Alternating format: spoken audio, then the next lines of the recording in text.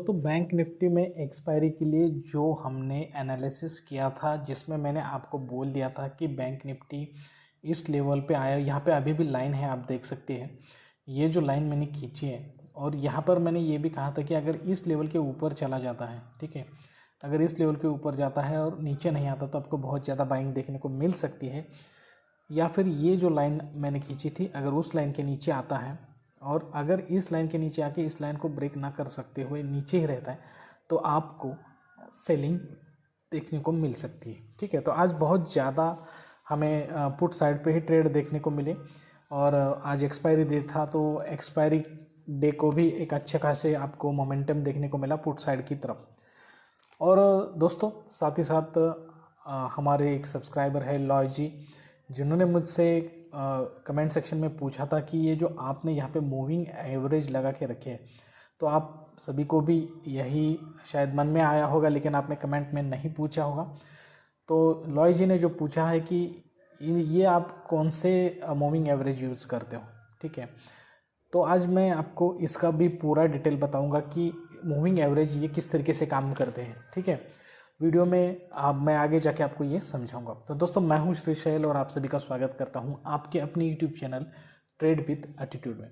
तो आज हम देखेंगे कि कल के लिए कुछ लेवल्स देखेंगे, साइकोलॉजी समझ लेंगे कल के लिए, सपोर्ट रेजिस्टेंस लेवल भी देखेंगे, और 1 मिनट में देखेंगे कि किस तरीके से डिमांड और सप्लाई एनालिसिस काम करता है। मैं हर रोज़ आपको 1 मिनट में जाके डिमांड और सप्लाई के बारे में इसलिए बताता रहता हूँ क्योंकि बार बार सुनने से आपकी भी प्रैक्टिस हो, और जब आप खुद एक्चुअल बाज़ार में काम करते हो तो उस वक्त ये जो आप सुनते हो वो चीज़ आपको ऑटोमेटिक ध्यान में आ जाती है।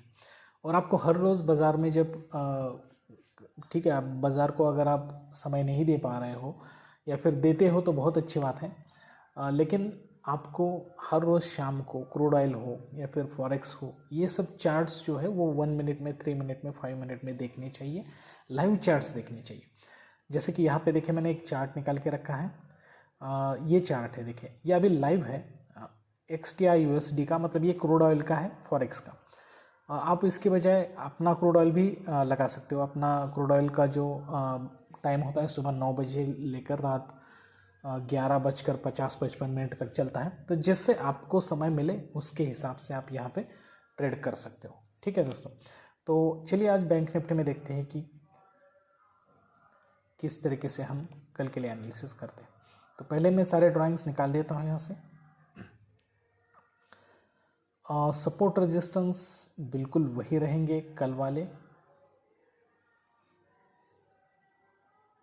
देखिए यहाँ पे जो हमारा कल का रेजिस्टेंस था वो वही आज का रेजिस्टेंस, और कल का जो सपोर्ट है हमारे लिए वही आज का सपोर्ट रहेगा। फिर भी अगर यहाँ पे नीचे आया है तो भी मैं सपोर्ट इसे ही रखूँगा। ठीक है, अगर इस सपोर्ट को नहीं ब्रेक कर पाता है बैंक निफ्टी कल, तो यहाँ से ही नीचे घूमता है तो इसे ही रेजिस्टेंस मान लेंगे और समझ लेंगे कि नीचे की तरफ सपोर्ट बिल्कुल है ही नहीं। ठीक है, तो ऐसा लगता है। देखिए अब यहाँ पे एक साइकोलॉजी लेवल में यहाँ पे समझाता हूँ आपको। बैंक निफ्टी नीचे आने का और एक वजह यह है कि इस लेवल पे ऊपर पे कोई कैंडल है नहीं।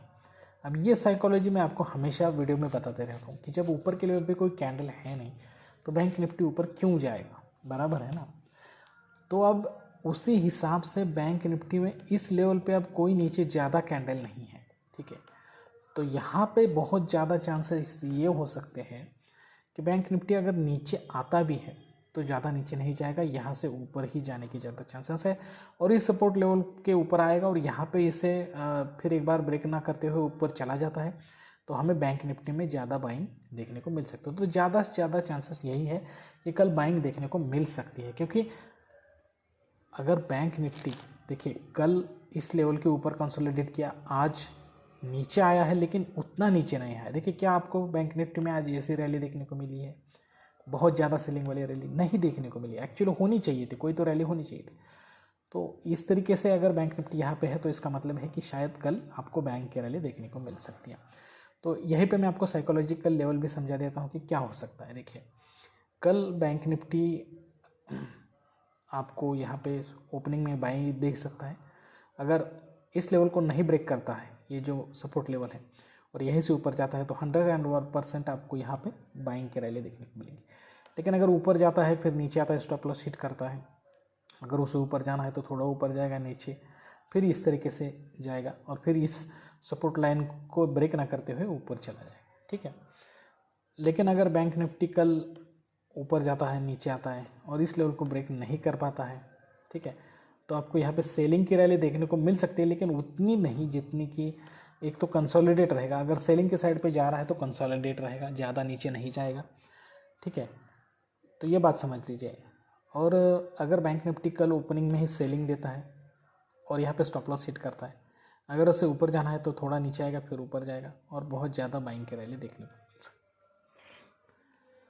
लेकिन अगर नीचे जाता है, स्टॉप लॉस हिट करता है, अगर उसे ऊपर जाना है तो थोड़ा नीचे आएगा फिर नॉर्मल ऊपर चला जाएगा, और नीचे आना है उसे यहीं से, तो आपको मैंने बोल दिया कि नीचे आएगा ऊपर जाएगा फिर यहाँ से सेलिंग कर देगा। और साथ ही साथ अगर यहाँ पे नीचे आता है और यहाँ पे स्टॉप लॉस हिट करता है और फिर ऊपर जाता है और इस लेवल को नहीं तोड़ पाता है तो कंटिन्यू बाइंग की रैली देखने को मिलेगी। अब ये जो मैंने कुछ आपको चार्ट दिखाए, पैटर्न दिखाए यहाँ पे, वो पैटर्न हम 1 मिनट के बारे में है, ठीक है, आप ये बात ध्यान में दीजिए। और लेकिन ये साइकोलॉजी ध्यान में रखिए, देखिए कल आप ये स्टडी कीजिए कि यहाँ पे नीचे की तरफ अगर कैंडल नहीं है तो बैंक निफ्टी किस तरीके से बिहेव करता है, ये आप कल इस चीज़ पर ध्यान दीजिए। ज़्यादा से ज़्यादा यहाँ से ऊपर ही घूमेगा, ठीक है। तो मैंने आपको यहाँ पे रेजिस्टेंस लेवल समझाया, सपोर्ट लेवल समझाया, कल क्या हो सकता है साइकोलॉजी लेवल पे समझाया। आप चलते हैं 1 मिनट में और वहाँ पे हम देखेंगे 1 मिनट में कि मूविंग एवरेज किस तरीके से काम करता है और साथ ही साथ डिमांड और सप्लाई का भी एनालिसिस किया था। देखिए दोस्तों, ये जो रेड वाला मूविंग एवरेज है वो है 200 मूविंग एवरेज और ये जो ब्लैक है वो 52 मूविंग एवरेज है। तो मेरा ऐसी साइकोलॉजी है कि जब भी ये रेड और ब्लैक का क्रॉस होता है और अगर उसके नीचे कैंडल्स रहती है तो वहाँ पे हमें ज़्यादा से ज़्यादा वो इसके नीचे सप्लाई ही देखने को मिलता है। जैसे कि देखिए यहाँ पे बैंक निफ्टी यहाँ पे ओपन हुआ, फिर यहाँ पे देखिए ये रेड के ऊपर जाता है, लेकिन आपको देखने को मिल रहा है जब से इसके नीचे है।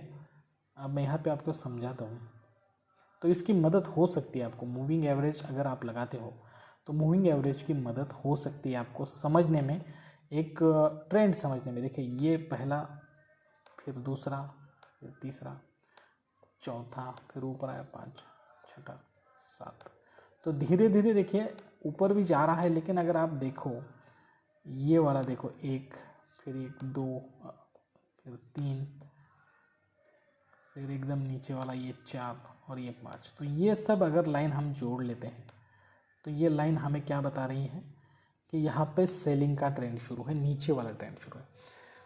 और अभी आपको मैं लाइव दिखाता हूँ एग्जांपल। तो मूविंग एवरेज इस तरह से अगर आप लगाते हो तो आपको हेल्प मिलती है। देखिए यहाँ पे हम यूएसडी में जाएंगे, यहाँ पे भी देखिए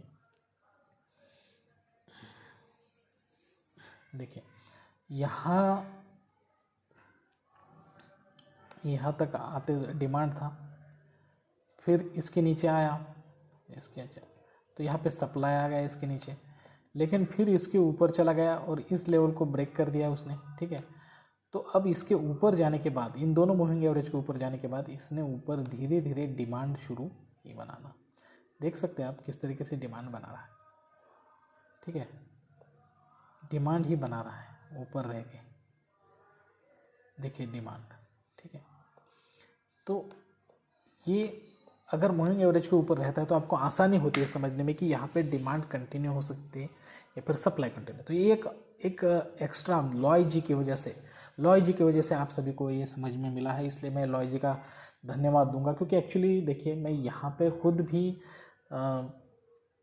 इसका इस्तेमाल नहीं करता हूँ, मैं डायरेक्टली, अब मुझे इतनी प्रैक्टिस हो गई है तो मुझे मूविंग एवरेज वगैरह लगाने की ज़रूरत नहीं है, लेकिन आपको इसकी मदद 101% मिल सकती है। देखिए ये दोनों मूविंग एवरेज के नीचे आने के बाद यहाँ पे क्या शुरू हो गया, सप्लाई शुरू हो गया, बिल्कुल सप्लाई शुरू हो गया। देखिए तो आपको एक समझने में आसानी हो सकती है कि सप्लाई कब शुरू हो रहा है और डिमांड कब शुरू हो रही है। अब देखिए ये लाइव है, इसके ऊपर आया, फिर इसके ऊपर आया, अभी यहाँ पे धीरे धीरे डिमांड बन रही है। देखिए डिमांड बन रही है दोस्तों, बन रही है डिमांड।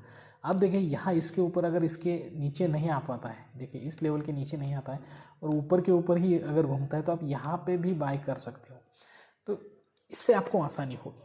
ठीक है, तो ये 1 मिनट में भी मैंने समझाया।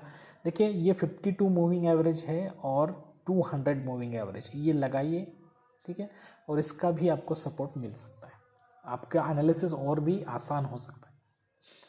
तो बैंक निफ्टी में मैंने आप सबको समझा दिया।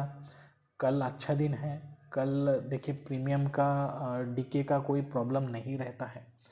कल अच्छा जो भी टारगेट लेते हो, ठीक है, तो डेल्टा ज़्यादा होता है, थीटा कम होता है, तो इसके हिसाब से क्या होता है कि आप अगर आपने टारगेट अच्छा ले लिया, मतलब प्रॉपर एनालिसिस करके ले लिया, तो आपका टारगेट जल्द से जल्द अचीव हो सकता है। तो इस हिसाब से कल आप ट्रेड करिए। और अगर आपको सपोर्ट रेजिस्टेंस के बारे में कोई दिक्कत है, समझ में नहीं आ रहा है कि मैं भी सपोर्ट रेजिस्टेंस निकाल के आपको समझाता हूँ, लेकिन आपको ये समझ में नहीं आ रहा है कि एक्चुअली में किस तरीके से उसे निकालना है, उसका आपको टेक्निक समझ में नहीं आ रहा है, तो उसके लिए मैं एक वीडियो आउटरो में रख रहा हूँ। वो वीडियो बिल्कुल भी स्किप ना करते हुए पूरा देखिए। आशा करता हूँ कि आप वो वीडियो बिल्कुल भी स्किप ना करते हुए पूरा देखेंगे। वो वीडियो देखने के बाद आपको सपोर्ट और रेजिस्टेंस के बारे में कोई भी दिक्कत नहीं रहेगी, तो प्लीज़ वो वीडियो पूरा देखिए।